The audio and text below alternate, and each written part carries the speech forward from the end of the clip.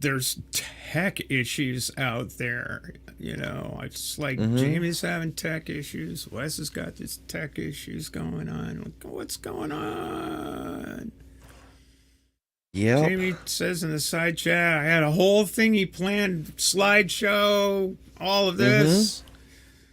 My goodness. You need to call Yeah. in I you need to call in tech support somehow.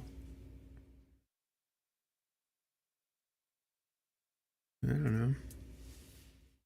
Yeah, I saw some of the notes that Jamie was preparing to turn into slides and such, and it was pretty extensive. But alas, Cool.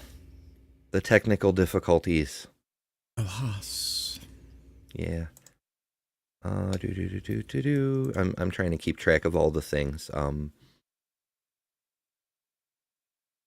We do. I'm reading back through comments. Yeah. Yeah, it's all good. Um, Pragmatic sent us a link. Let me see where that link goes. Moon landing stuff, obviously, but I wanna see. But I gotta find it in the other chat window because I can't just type that in because it's not all of it. Um, I think I've got it now. Okay, and let's. Oh goodness. Okay, so I have to share screen here and then select it and then go over here and add it to the stage. Oh wait. And There's Aristotle and Plato. Oh my. yeah, they're hanging around here somewhere. And then go Oh back yeah. over here and I can navigate. Okay. Let's skip the ads. Um Intuitive Machines, Odysseus lander touched down on the moon Thursday after a historic nail-biting descent following a last-minute navigation sensor malfunction. Speaking of malfunctions, my screen just went black. Okay, there it is. That happens from time to time when I have too many windows open, but it has not happened during the middle of a broadcast on me before. So that's rude. It like resets itself and tries to resize things to optimize for the crazy number of windows I have open. Anyway, um, the first U.S.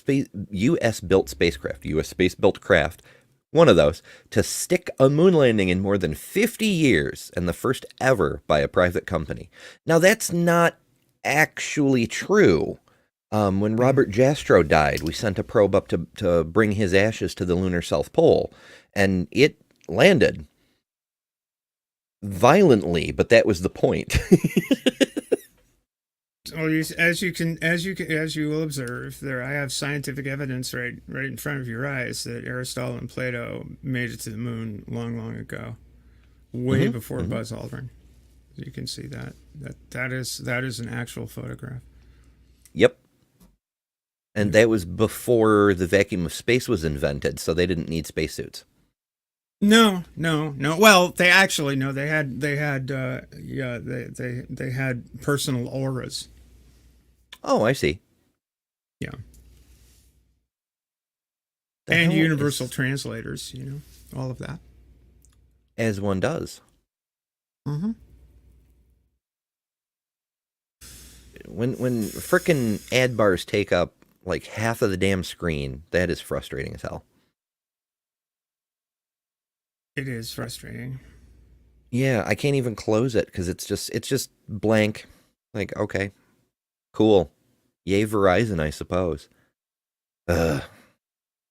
It's like that scene from Ready Player One where they say something along the lines of, "Studies have determined that we can sell 80% of a viewer's visual field before they start having seizures." Yeah, we put a robot on the moon and it fell over. That's great. Oops. Did it? Apparently, I think I saw that yesterday that it had tripped on its. But I don't know. let's see. I suppose I could probably do the Google. Yeah, the thing is on the surface. I mean, as long as you don't miss the moon, it'll definitely be on the surface. Oh goodness. SpaceX for the Yes, Falcon 9 rocket. They aced the landing. Okay. intuitive machines moonlander tipped over during touchdown. Apparently, fell over on the moon. All sorts of fell over on the moon. So it's drunken Let's see. lunacy. I don't know.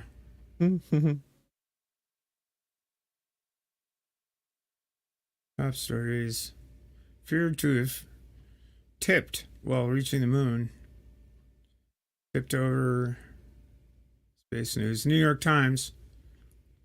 Yeah, New York Times. Okay, we got an authoritative thing, but I can't. This was from 2 days ago. Moonlander is lying on its side, but still functional, officials say. So we'll have to rotate whatever photographs it takes or whatever. I don't know. Yeah. Oops.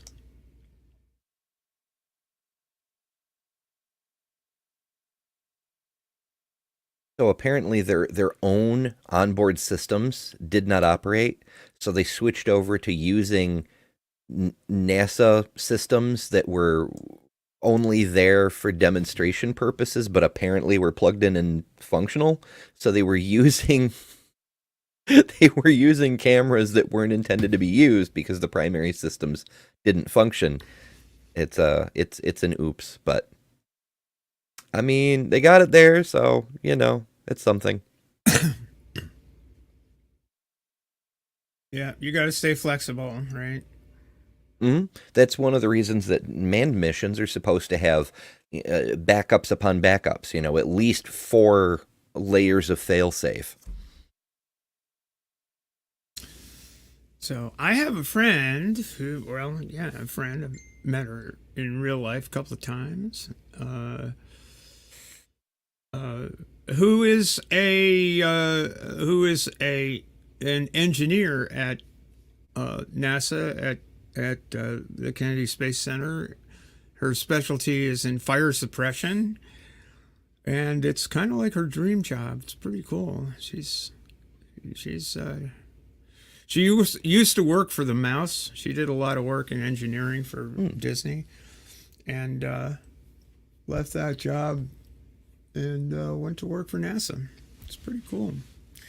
But she wants to get the hell out of Florida as quickly as possible because she and her wife are sort of in a community that is under challenge by the laws of the state of Florida. Because she's trying to get NASA to perhaps transfer her to Pasadena. I don't know. Yeah. It's kind of too bad. This is the problem, So remember that brain drain that happened in a certain Central European country in the middle third of the 20th century that happened that sort of fueled our rocketry science and stuff and other sorts of things. Yeah, that's what happens when you decide that your most talented people are expendable. Yeah, that platitudes based on ideology are more important than people. Yeah. So just tangentially touching on current affairs in that regard. Yes. But everyone, absolutely everyone has something to contribute. It's the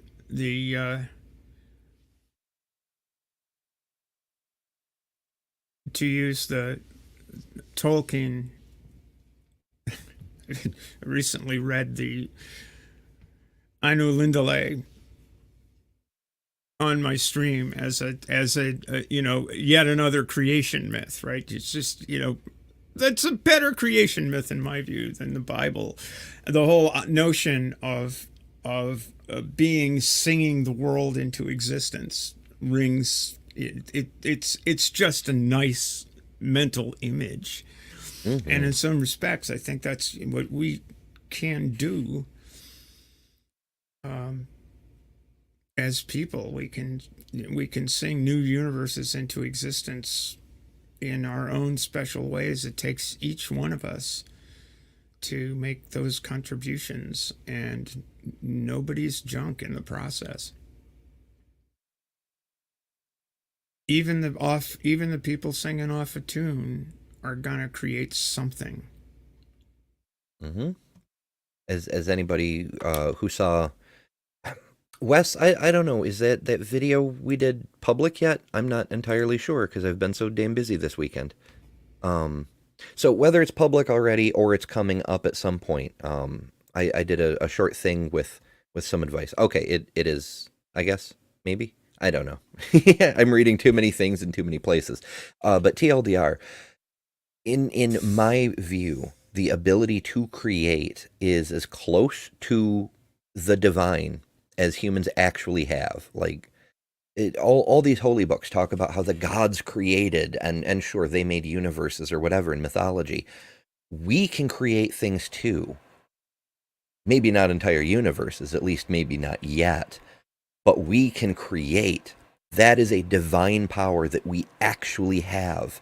And we can all do it, whether your talent is in music or art or science or building space probes or whatever it is. Everybody can create something. We all have that capability to a greater or lesser extent. And it's magical.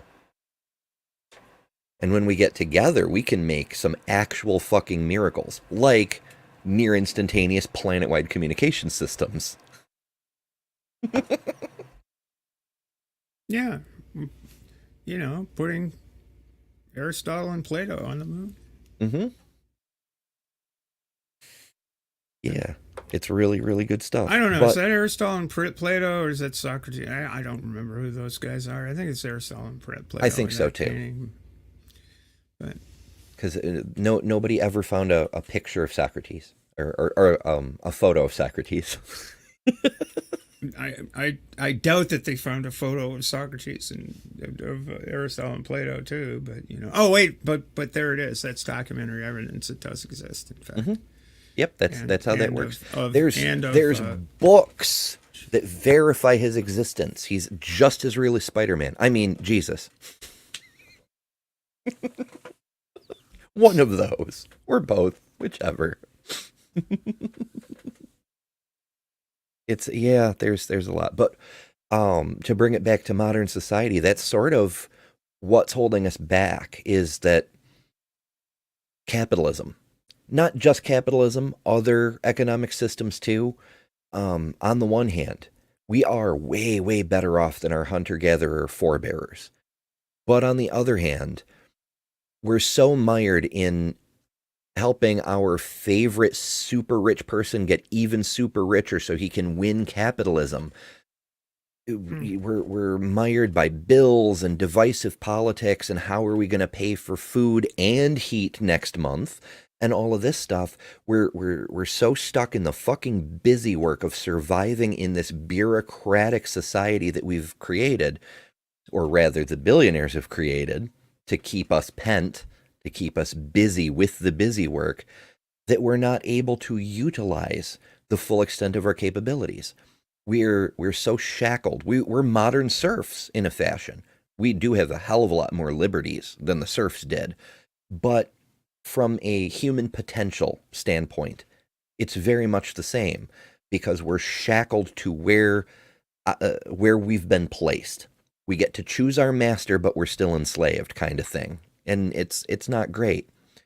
Only the very, very wealthiest ever get the chance to fully express their potential, to explore every idea that pops into their head. And they're not the brightest bulbs. our brightest, our geniuses, our Einsteins, our Bohrs, our Newtons, our Galileos, the very best they can ever hope to achieve is making a connection with one of those billionaires to get one or two projects funded. They're not able to fully explore the limits of their intellect. And the rest of us, fuck us, right? You know, we're allowed to Yeah, I mean, live. you know, and going back through history, you know, that the chief funder of the arts and indeed science, and you know what used to be called natural philosophy, once was the church. You know, Hmm. the patrons of creativity were quite ironically one of the very same institutions that had an interest in squashing forms of creativity, and indeed they did squash uh, creative minds like Galileo when the discoveries made conflict with doctrine. And that's the risk when you concentrate wealth and power in the hands of people whose ideas are incredibly doctrinaire and cannot be countermanded. You wind up with stagnation Hmm. in human progress. So how do we address that? What do we do for that? How do we deal with that? Well, we've had some examples over time. You know, the most productive era in the American century, the most productive era in our time were basically the post-war era, when the top, you know, the top marginal tax rate was 90%. Well, what did that mean? It meant that the wealthiest, the people, the capitalists that owned these businesses, would be far better off investing in their workforce, investing in their physical plant, investing in research, investing in other things to keep that money where the money was being generated from, rather than to put it in their pocket and pay 90% on the money that they kept. Right. So that's the whole reason for marginal taxation. It's not necessarily a government directly redistributing wealth, but it is a tremendous incentive to invest in the progress of your enterprise rather than investing in the process of making yourself even more obscenely wealthy than you already are. You know, Yeah. and that, And it's you know, self-defeating. that's lots of things started to change. It's not that we haven't had technological progress, but you know, but we have seen over the course of the last 60 years or so uh, a uh, a shift in um, towards towards people and institutions that are fundamentally regressive in their view towards uh, progress, except progress that they just determine to be the thing. It's like Elon Musk on Mars, rather than an entire nation's aspirations being focused on that. It's an individual's aspirations focused on that, and it's one person's vision, not a social vision. And that is where things go. And I was talking in Gather last night with Bree and Lena about what, you know, about the notions of capitalism and notions of socialism, how this has played out through American history and world history. And this is the thing: how do you move from a philosophy of individual enrichment to a philosophy of the enrichment of society as a whole? How do you make that happen? And it's, it's, you can't do it with snap your fingers, have a revolution, and everything changes, because every revolution that I'm familiar with in history has been, every revolutionary movement from the French Revolution to the 1917 revolution in Russia went kind of the wrong way in the end. You start out with great idealism and wind up with dictatorship, and that's not necessarily great. You can say it got derailed. Indeed, it did get derailed. But there needs to be a cap somewhere. There needs to be social control somewhere on the people that are ambitious enough to try to keep that social control under their thumb. Mm-hmm. Yeah, we need more checks and balances. Ideally, we might come to a place where a person on their own could be like, I'm going to go to Mars and I'm going to build a frickin' city there, and anybody who wants to come, fantastic, but I'm still going to do it. And any one of us could have that capability, and there's no reason not to. We're nearly there on the technology. We're nearly there on robots that can build other robots that can do specific tasks. And there's plenty of resources available, because whether you're talking about here on Earth, where there's junkyards full of discarded metals and plastics of every kind, or the moon, which is 40% aluminum oxide. Aluminum is more than strong enough for any building you need to do on the lunar surface. Or Mars, where the surface is magnesium and ferrous oxide.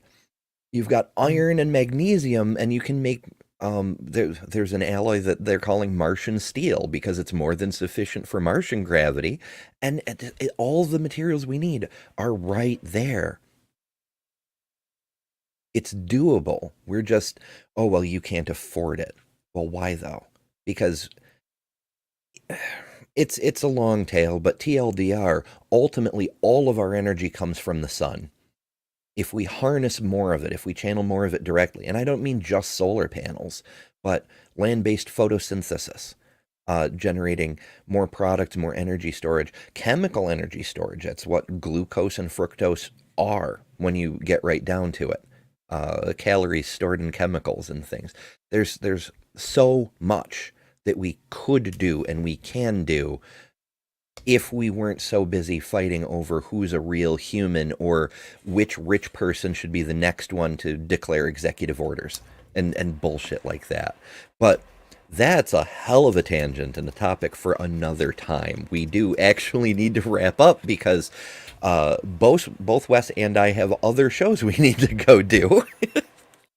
So, thanks everybody for coming, for watching.